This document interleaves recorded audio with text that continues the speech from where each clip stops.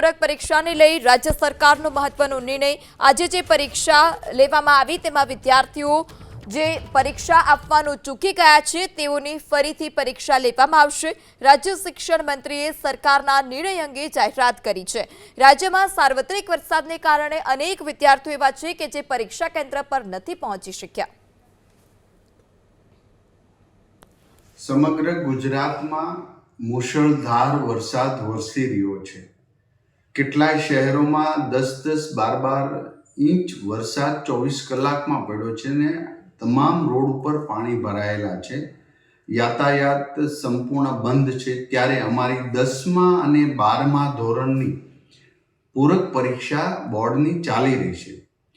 મને ઘણા વિદ્યાર્થીઓના અને વાલીઓના ફોન આવ્યા જેઓ પરીક્ષા સ્થળે પહોંચી શક્યા નથી પૂરા ગુજરાતની અનેક શહેર અને તાલુકામાં।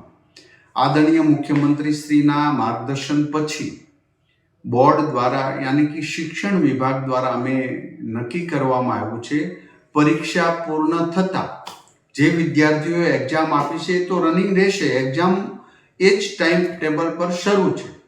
જે વિદ્યાર્થીઓ પહોંચી નથી શક્યા આજે અને કાલે 2 દિવસમાં એમના માટે પરીક્ષા પૂર્ણ થતા પછી જે વંચિત વિદ્યાર્થીઓ 10 અને 12માં છે એના માટે ફરી વખત પાછી બોર્ડ દ્વારા અમે પરીક્ષા લેશું।